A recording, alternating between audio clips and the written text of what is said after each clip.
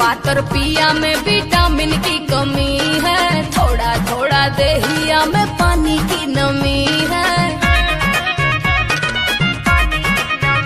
हाँ तू पर पातर पिया में विटामिन की कमी है, थोड़ा थोड़ा देहिया में पानी की नमी है। मिलो न हमारा से भूल जाओगी, कभी प्यार से हाँ हाँ हाँ, कभी प्यार से बुलाना एक बार, हतार को भी भूल जाओगी। कभी प्यार से बुलाना एक बार, हतार को भी भूल जाओगी।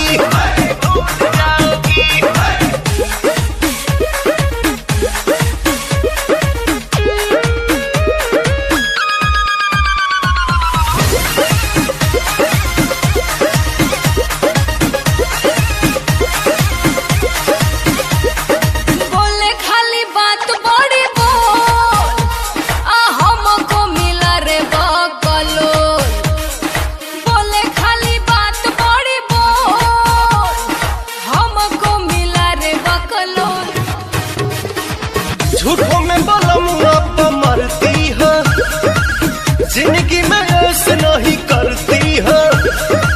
कहता है हमको कि झूल जाओगी, कभी प्यार से कभी प्यार से बुलाना एक बार, हतार को भी भूल जाओगी। कभी प्यार से बुलाना एक बार, हतार को भी भूल जाओगी।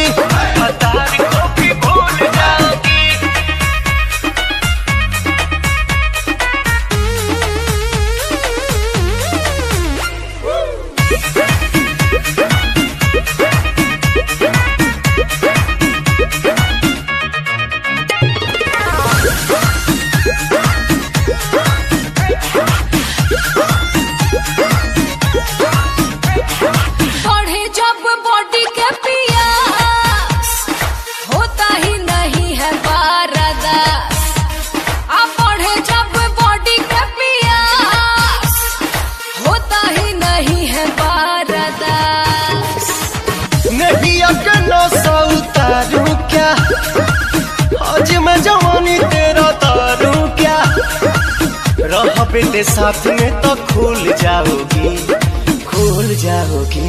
कभी प्यार से हाँ हाँ हाँ, कभी प्यार से बुलाना एक बार, हतार को भी भूल जाओगी। कभी प्यार से बुलाना